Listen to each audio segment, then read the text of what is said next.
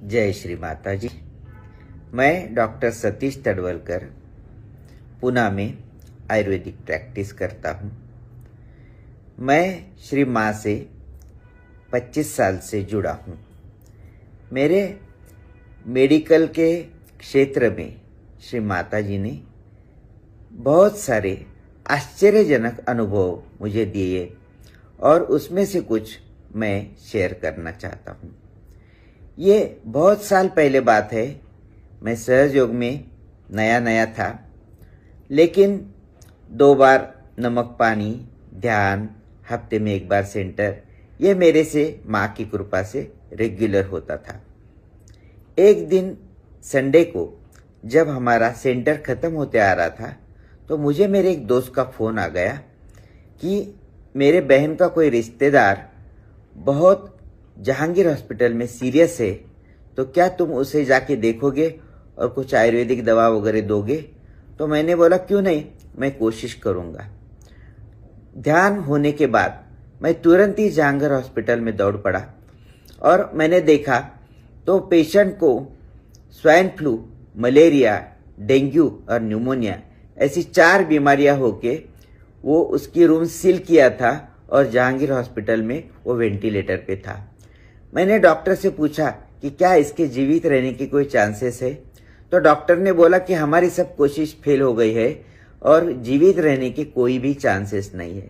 आपको अगर कोशिश करनी है तो कर लो, ऐसा उन्होंने कहा। तो मुझे लगा कि कुछ आयुर्वेदिक दवा देके हम कोशिश करेंगे कि क्या उससे होता है। तो मैंने उनके रिलेटिव को बोला कि आप ये आयुर्वेदिक दवा लेके आइए और चालू करिए और हम उसका रिस्पॉन्स देखेंगे। जब मैं एक कुर्सी डाल के वो केबिन के सामने बैठा था तो अचानक मेरे दोनों हाथों में कुछ वाइब्रेशंस आने लगे। मेरी जो 2 उंगलियां हैं, लिटिल फिंगर, वो बहुत जलने लगी। तो मुझे ऐसा लग रहा था कि माँ मुझे कुछ तो बता रही है और मुझे उसकी तरफ ध्यान देना चाहिए। तो मैंने देखा तो मेरी 2 लिटिल फिंगर जल रही थी। तो मैंने ऐसा अनुमान निकाला कि हो सकता है कि इसके दोनों अनाहत चक्र खराब हो गए, इसलिए वो वेंटिलेटर को रिस्पॉन्स नहीं दे रहा है। मुझे ऐसा लगा कि माँ मुझसे कुछ ट्रीटमेंट करवाना चाहती है उससे, तो क्यों ना मैं उससे मदद करूं। तो मैंने उसके दोनों अनाहत चक्रों को वाइब्रेशन देना चालू किया। जितना मैं वाइब्रेशन देता था उतना थोड़ी देर उसको वो उंगली ठंडी होती थी और बाद में फिर वो जलती थी। तो मुझे ऐसा लगा कि अरे बाप रे, इसकी तकलीफ बहुत ही ज़्यादा है, तो चलो कोशिश करेंगे, माँ की कृपा होगी तो ये भी ठीक हो जाएगा। ऐसा करते करते 2 दिन के बाद मुझे एक अंडमान जाना पड़ा। अंडमान जाने के बाद वहाँ हमारा एक सेंटर है। उस सेंटर पे मैंने ध्यान किया, सबसे मुलाकात हो गई और मुझे लगा था कि यहाँ कोई सेंटर होगा। तो ये माँ ने मुझे उसका पता बताया कि यहाँ सेंटर है, यहाँ आप जरूर जाओ। फिर मैं रूम पे आ गया तो मेरा एक रूम पार्टनर था, वो एग्रीकल्चर ऑफिसर था। तो उसने मुझे एक सवाल पूछा कि डॉक्टर, मैं 2 दिन से देख रहा हूँ आपको, तो आप ये हाथ घुमा के क्या कर रहे हैं? तो मैंने उनको हंस के बोला कि मैं यहाँ से जहांगीर हॉस्पिटल में मेरा एक पेशेंट आईसीयू में सीरियस है, उसको वाइब्रेशन दे रहा हूँ। तो वो बहुत हंस पड़ा। वो बोला ऐसा थोड़ी होता है, यहाँ वाइब्रेशन दे के वहाँ पेशेंट थोड़ी ठीक होने वाला है। तो मैंने बोला ये सही है, ये मेरे माँ की कृपा होगी तो ये जल्दी ठीक हो जाएगा और आप 2 दिनों में उसका पता आपको चलेगा। तो वो बोला कि ठीक है, मैं देखूंगा 2 दिन में क्या होगा। तो मैं रोज उसको सुबह शाम वाइब्रेशन देता था। थोड़ा देर उंगली ठंडे आती थी, फिर गर्म आती थी। तीसरे दिन क्या हो गया कि मेरे उंगलियों में ठंडक आना चालू हो गया, लिटिल फिंगर में ठंडक आना चालू हो गया। तो मुझे ऐसा लगा कि वो पेशेंट आउट आ रहा है, बाहर आ रहा है, अनकॉन्शियस से कॉन्शियस हो रहा है, ऐसा मुझे लगा। इतने में मुझे जहांगीर से आईसीयू से फोन आ गया कि आपका पेशेंट डॉक्टर आउट आ रहा है और वो वेंटिलेटर को रिस्पॉन्स दे रहा है। मुझे बड़ा ही आश्चर्य लगा कि मैं अंडमान में बैठा हूँ, यहाँ से मैं वाइब्रेशन दे रहा हूँ और वहाँ जहांगीर में पेशेंट को वो वाइब्रेशन मिल रहे। मुझे बहुत आश्चर्य लगा।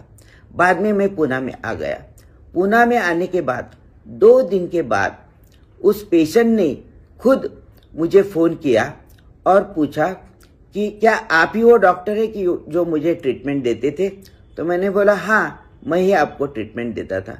तो पेशेंट ने मुझे बोला कि मुझे आपसे मिलना है, तो क्या आप मुझे मिल सकते हैं? मैंने बोला क्यों नहीं, मैं आपको मिलने को आता हूँ। जब मैं उसे मिलने को गया तो वो मेरे सामने एकदम रो पड़ा।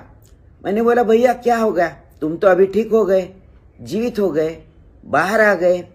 तो उन्होंने बोला यही कहानी मुझे आपको कहनी है कि आपने तो आयुर्वेदिक दवा दी ही, लेकिन आप मुझे कहाँ से वाइब्रेशन देते थे पता नहीं, लेकिन मेरे छाती पे 3 दिन तक गोल गोल गोल गोल कुछ तो घूम रहा था और कुछ ठंडी हवा आती थी और मुझे लग रहा था कि मैं आउट आ रहा हूँ, और इसी चमत्कार से मैं बाहर आ गया।